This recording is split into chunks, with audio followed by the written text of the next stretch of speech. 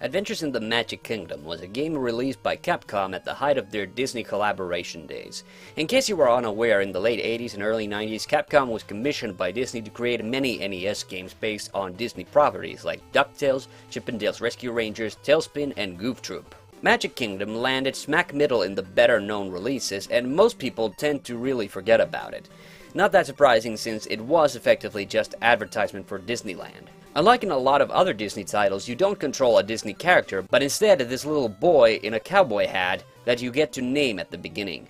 The game's story, if you want to call it that, has Goofy misplacing the 6 keys needed to open the enchanted castle so the park can open. So obviously you have to collect the keys, 5 of which are awarded to you from completing the various stages of the game, and 1 is earned from answering a bunch of Disney trivia questions. The graphics and music are pretty good for the day. This game was contemporary with Mega Man 3 after all. The music ranges from fairly good and likable to kind of repetitive for the most part. The only theme I honestly hate is the map theme, which you'll have to endure through the whole trivia section of the game. Other than that, all the stages are very distinct with their own specific look and feel. My personal favorites being Haunted Mansion and Pirates of the Caribbean, with their animated backdrops, although the star effect on Space Mountain also looks pretty good. In the trivia section, you have to talk to kids that have somehow slipped into the park. This part is fairly easy, since you can just keep coming to the same kid, even if you get a question wrong, and this being an NES game after all, the questions will loop fairly easily. I do have to admit that the range is pretty broad, from ridiculously easy to stuff even a bona fide Disney fan wouldn't know. Eventually, you find out that the key is attached to the collar of a dog, who unsurprisingly looks a bit like Pluto. But the game decides to ask you 2 questions in a row as the final challenge. But basically, that is it. Whatever you do though, don't go into a level during this part, or the cycle will restart and you have to talk to all the kids again. Now let's talk about the levels. I like the fact that you can choose the order in which to play them, since you can go try a different level if you fail, and once you're good enough, you can take on all the poopy levels first before doing the good ones. Autopia is a racing level, although you win the race even if you don't finish first. Basically, it's just an obstacle course, and once you figure out how to get past all the obstacles, you'll breeze through the whole thing.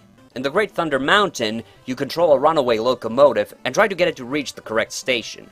This one is a little daunting due to the speed of the train, but basically if you stick to either the left or the right rail and don't get hit by the gates, boulder, or drive off the track, you'll be fine. The only bullshit move is that you have no idea where the stations at the end of the level are in relation to the screen, so basically you have to complete the level once to know that, because you'll probably miss the station the first time around. Also, unlike with every other level, you really don't want to skip Mickey's description at the beginning, because the station is randomized with every try. Space Mountain is the most irritating level by far. The gameplay is actually simple. All you need to do is press the correct direction, and then either A or B depending whether you're facing off against an asteroid or a spaceship. You're essentially on a track, and the sequence is the same every time, except for the obstacles. The problem is that your reaction time has to be ridiculously good in the latter half of the stage. You're allowed 3 fuck-ups and then it's back to the map. Now it shouldn't come as any surprise that Pirates of the Caribbean and Haunted Mansion are the best levels of the game. After all, they are the only ones to have big Hollywood movies based on them. Also, they're side-scrollers, so at least Capcom was doing something they were familiar with. What I love is that both levels play a little differently. Haunted Mansion is just a race to the finish, but with enemies on your way and a limited supply of candles to protect yourself with, tricky obstacles, and a boss fight at the end. Pirates of the Caribbean plays out similarly, but there's also 6 maidens in the level you have to rescue before you can finish it. You do get a candle which never runs out, but only halfway through the level.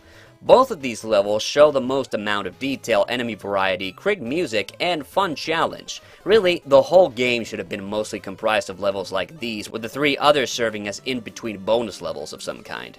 Haunted Mansion in particular was also my favorite, and actually has some nifty Easter eggs. You actually start off by chasing the boss at the beginning, the Master Spectre. You can't hurt him, but if you touch him, you die instantly. But instead of getting Mickey who tells you to try again, you get this. That's pretty awesome. Also, one of the mirrors turns your reflection into the Master Spectre. There's just a lot of great detail in this one level.